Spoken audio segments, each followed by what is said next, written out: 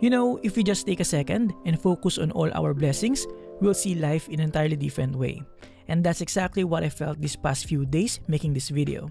It actually took me a while as I soaked in everything I managed to build throughout the years.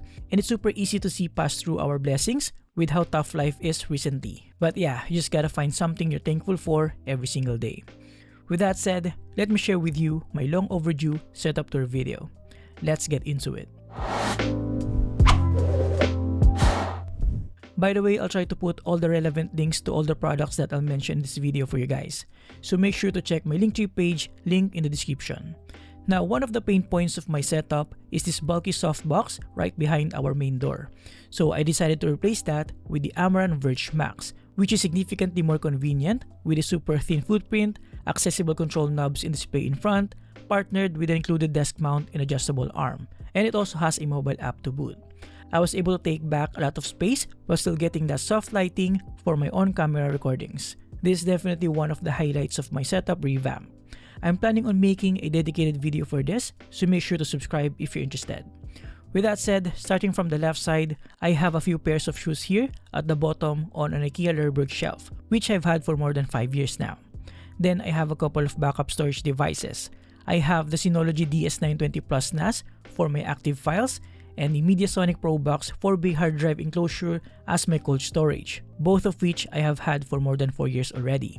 On top of them, I have a Marshall Uxbridge voice and the control unit for my Godox OLED F200 by flexible LED panel, which is currently hanging on top of my setup. But to be honest, I rarely use it and I might sell it soon. Then at the very top of the shelf, I have an ASUS RT AX86U router, which I have had for more than 4 years now. Besides it, I have a Trendnet 5-port 2.5G switch for my 2.5G network together with the Synology DS925 Plus and the Caldigit TS4 Dock. Now moving on to the desk setup proper, I had to reorganize my audio recording setup because of the new desk mount of the Amaran Verge Max. It actually turned out better. It's more minimal, using just a simple clamp and ball head, holding my Zoom F3 field recorder. This is actually one of my best investments for my simple YouTube setup. It's perfect for my 2 microphone setup, the interface is very intuitive, and I can also use it as an audio interface for my MacBook. Not to mention the super useful 32-bit float recording. As for the microphones, I'm using an underrated Samson Q2U dynamic mic for a podcast style setup and a Sennheiser MKE600 for overhead recording if I don't want the microphone visible in the frame. So right now you're listening dito sa Samson Q2U dynamic microphone. And now you're listening to the Sennheiser MKE600 shotgun microphone. So let me know in the comments below ano sa tingin nyo yung mas okay. I also decided to flip the orientation of my MacBook from vertical to laying flat, which might not be ideal for thermals but definitely looks cleaner on the setup. I also decided to reorganize my cables, starting with the one behind my monitor, which by the way, I also upgraded. More on that in a bit. I decided to ditch the small external monitor because I wanted to have a more minimal setup and it always gets in the way, so yeah. As you can tell, the cables were a mess. I also took this as an opportunity to reorganize the mount of my external camera monitor to make it more stable and centered. And like I said, I just upgraded my gaming monitor from the ROG Strix OLED XG27AQ DMG to the ROG Strix XG27 UC DMG, primarily for better text clarity. I'm also working on a dedicated comparison video for this, so again, subscribe if you're interested in that. And yes, using your smartphone selfie camera is a clever way to see the ports. For those who are wondering, I'm using the Viltrox DC-X2 external camera monitor and a Xiaomi monitor Lightbar for my overhead camera setup. I also installed a Selens wall mount where I mounted my Sennheiser MKE600 shotgun microphone on a flexible arm and where I mount my Sony a7C II camera using a ball head with a Ulanzi Falcam F38 mount. I also installed some PVC wall panel at the back for an extra accent and a framed iPod Touch, which is my first ever Apple device. As for the rest of the peripherals, I try to make it as minimal as possible with everything that I really use on a daily basis, like the Caldigit TS4 Dock, which I use to extend the connectivity options of my MacBook Pro for things like external monitor, external SSD, 2.5G network, audio devices, peripherals, and of course, as a card and USB flash drive reader. This is also one of my best investments for the setup. On the other side, I have a Vobot mini dock, which primarily serves as a clock, but can also show nifty information such as calendar, weather, stock, and even cryptocurrency. And right beside that, I also have the charging dock for my Ultra Human Ring Air Smart Ring, which by the way is currently on sale from November 21 to December 2 with up to 30% off using my link. So go ahead and check it out if you're interested. This is also one of my favorite tech gadgets that helps me track my sleep and other health-related information. Now, aside from the speakers, which are the massive Audioengine HD6, all my gaming peripherals are from ROG. Starting with the custom ROG Azoth Extreme, which is by far ROG's most premium gaming mechanical keyboard. And I'm also lucky enough to receive a custom TechBroll backplate for it. That's why I'm keeping it here on my desk.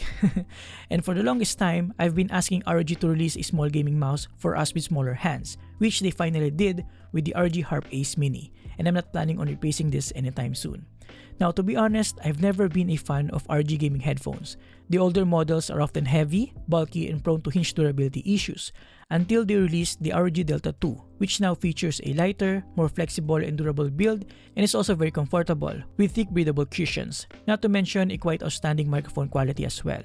I've been using the wired ePost H6 Pro for a long time now, and as you can tell, the leather ear cups are already breaking apart, so this is definitely a welcome upgrade. Aside from that, as I've mentioned earlier, I'm also using an ROG gaming monitor to complete the entire ROG gaming peripheral setup. Now, I wish I also had an ROG Reikiri 2 gamepad here. As for the speakers, as I pointed out earlier, I'm using the Audioengine HD6, which to be honest, is quite overkill for a desk setup like this, but I have no regrets. The sound quality is amazing, and you can't deny the fact that it looks aesthetically pleasing and adds a little bit of character to the desk. I mounted it on a wooden speaker stand from Iron Meets Wood, which by the way also made the wooden headphone stand and the massive custom L-shaped desk that I've been using for years. This is made out of solid mahogany wood with heavy-duty steel support, and to this date, it is still pretty sturdy with no flex whatsoever. I'm also using my favorite felt desk mat from Alpha Unlimited, which is a local brand of desk mats here in the Philippines. Now, in the far right corner, I have my mini ITX desktop PC, which serves only one purpose, which is for gaming. This is the same PC that I built 3 years ago, still with an AMD Ryzen 7 5800X and an ROG Strix 3070 graphics card. I'm hoping I can finally upgrade this next year or when GTA 6 finally comes out. And lastly, on this main desk, I still have the Momax 3-in-1 charger. I think this is the Momax QMag Pro Charger 3, which I use for my iPhone 17 Pro Max, my Apple Watch Series 7, and either the Apple AirPods Pro or this new Nothing Ear 3 wireless earbuds. I've been using this charger for several years now, and it's still very convenient.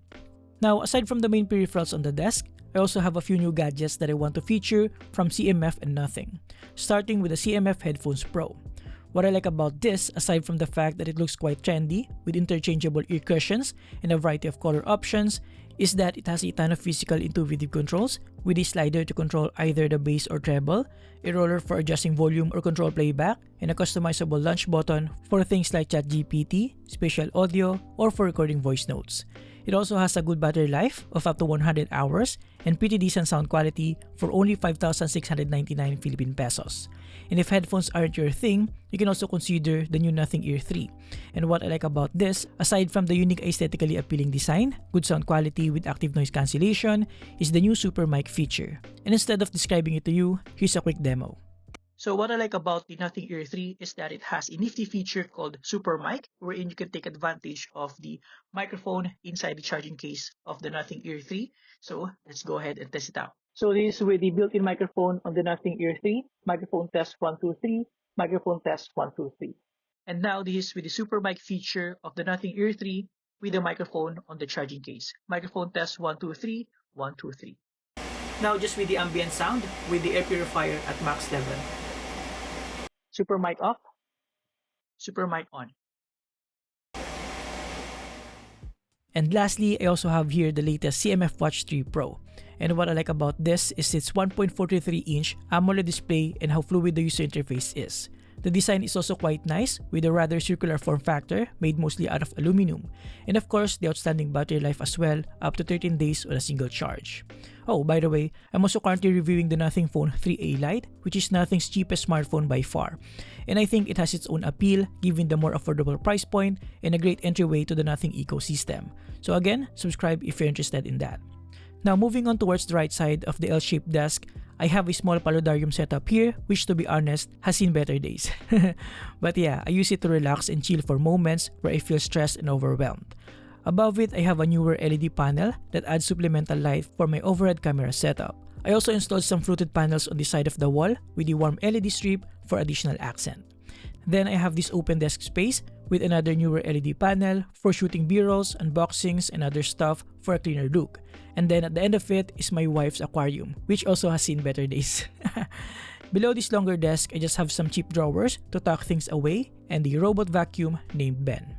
Now going back under the main desk, I also have an Audioengine S8 subwoofer and a collapsible storage box, which I decided to remove for a cleaner look, together with I think a pretty decent cable management effort using a couple of cable management trays.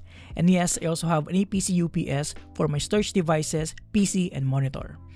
And now to complete the setup, after 5 years, I finally upgraded my gaming chair to the top-of-the-line TTRacing Maxx. Don't get me wrong, the Antasit Fanatic gaming chair that I've been using for years is still in pretty good condition, aside from the worn-out leather seat. However, there are a couple of major gripes that I have about it that the TTRacing Maxx finally fixed. First is the annoying hard side support, which is painful for my thighs when I sit in an orthodox cross-leg position. Yes, and please don't judge me on that. And second is the lower maximum height, which is one of the main reason why I had to sit in a cross-leg position in the first place, since my desk is quite tall for my height. With an open base, I can sit in whatever position I want comfortably.